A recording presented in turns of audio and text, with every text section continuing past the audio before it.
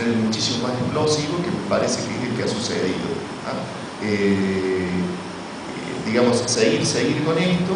Yo creo que, en mi opinión, y por lo menos uno lo escucha, posiblemente se le adelantó unos meses al presidente norteamericano.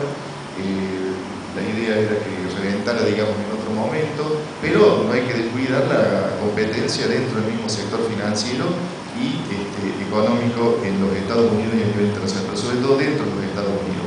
Por más que el gobierno, digamos, va en auxilio de los bancos, no es a todos los bancos. Eso yo creo que después es cuestión de que después lo observemos un poco. Y tampoco en la medida que todos los bancos quisieran.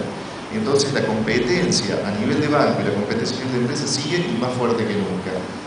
Entonces, este segundo escenario parece que es el que se cumplió. Una caída violenta y los mecanismos depuradores, liquidar bancos. Para que ustedes tengan una idea, en la crisis del 30, en ese periodo que va del 29 al 32, en los Estados Unidos se liquidan 5.000 bancos.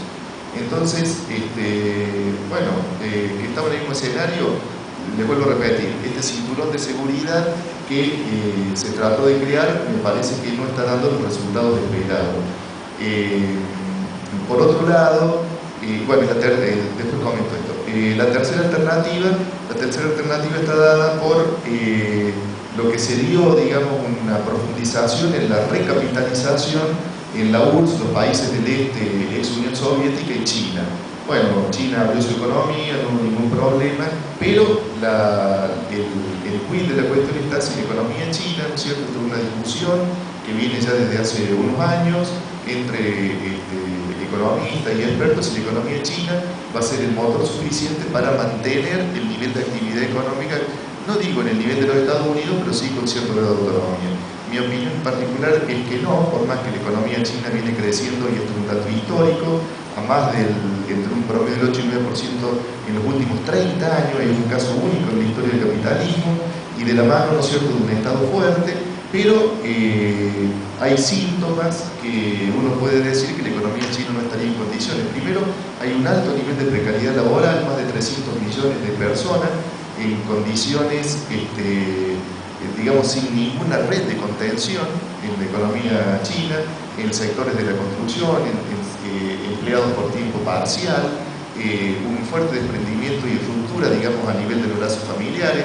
Si el varón consigue trabajo en la ciudad, la mujer se queda en el campo, porque esto es una migración permanente, digamos, campo-ciudad que se está dando en China ya desde hace varios años, y si no es la mujer y los parientes y el marido se queda al cargo de los niños. Bueno, esto es una fuerte inestabilidad, digamos, política, y algunos reportes que llegan desde el interior de China están hablando de una inestabilidad muy fuerte a nivel social por esta situación, digamos que ante la menor dificultad, piensen ustedes, ¿no es cierto?, la asociación que hay entre la economía china y la economía norteamericana.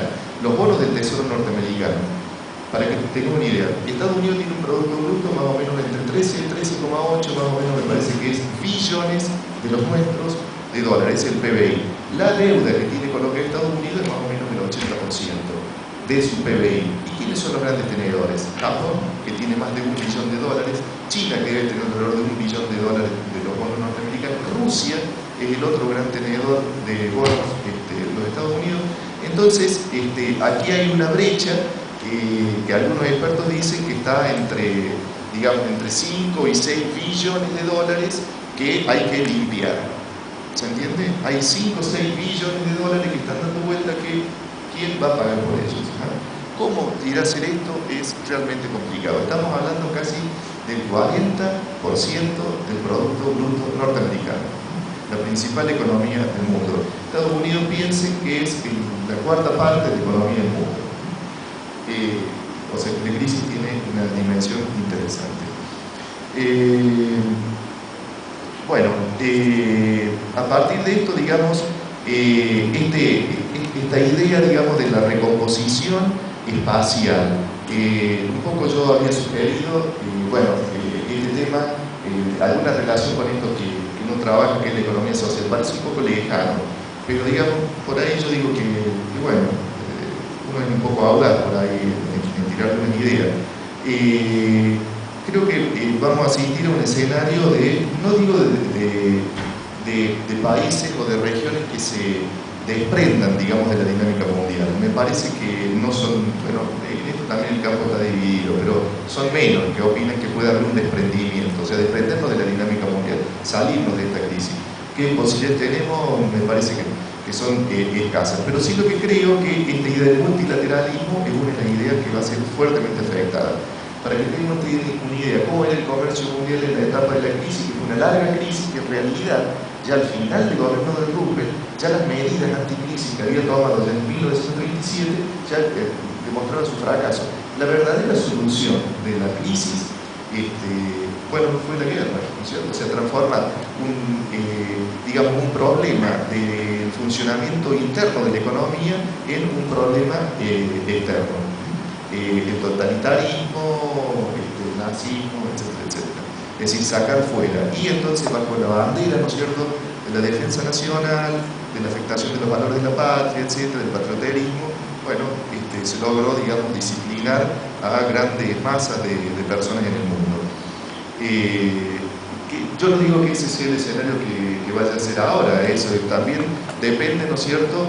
Acá hay una cuestión, las expectativas racionales un poco pueden dar alguna explicación, en el sentido de que ese ya es un escenario que existió, y si el escenario es más o menos parecido, todos los actores, si son actores racionales de vida teoría económica, tendrían la capacidad de anticiparse y anticipar sus acciones. Entonces, también las medidas que se tomaron en ese momento, no sé si resultarán adecuadas para este momento.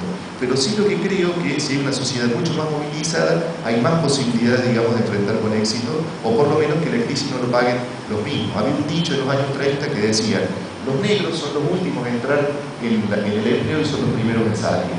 ¿Está claro? O sea, ¿a quién va a ir dirigido el desempleo? Bueno, los sectores de menor capacitación, y en los países centrales a los migrantes, los mexicanos, los negros, etcétera, etcétera.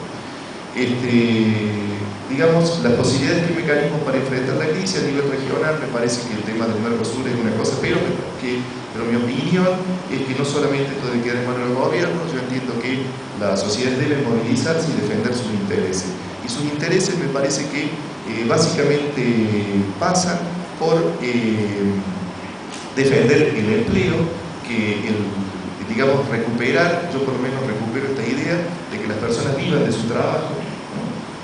La relación entre el ingreso y el trabajo no significa que el trabajo sea una relación de dependencia. Entonces, en ese sentido, entra esta brecha de la economía social. Experimentos tempranos de economía social, los tuvimos en el 2002 en Argentina, pueden ser experimentos que se reediten, pero se necesitaría también un fuerte apoyo estatal para no solamente alentar, sino sobre todo sostener en el tiempo una nueva forma de organización social. Y esto también iría de la mano de otra crisis que me parece que está presente, que nos la estamos olvidando. A lo mejor esta crisis actúa como anticrisis en esta otra que tiene raíces totalmente distintas, y que es la cuestión ambiental.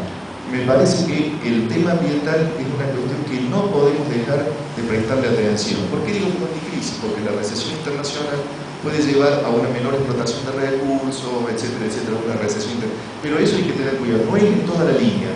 No todas las mercancías que actúan ahora como refugio, seguro, desde el petróleo, el oro, etcétera, significa que eso va a mejorar las condiciones, o por lo menos haría que los recursos se explotaran menos de la forma. La crisis no es un problema de la explotación de los recursos, sino que la crisis básicamente es un problema de la contaminación. Entonces me parece que ese es otro tema del cual, si vamos a reformular esto, no lo perdamos de vista. Y yo creo que la economía social, la otra economía, se llama economía social, en realidad me gusta más hablar de otra economía.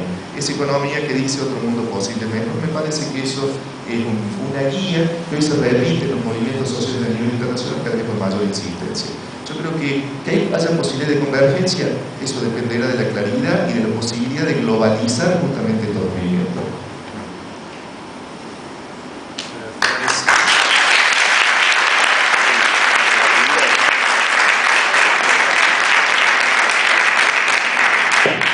Finalizada la exposición, tenemos muy poco tiempo para el debate, así que se va a abrir el espacio para una pregunta y tratar de sacar ahí un debate lo más fructífero posible.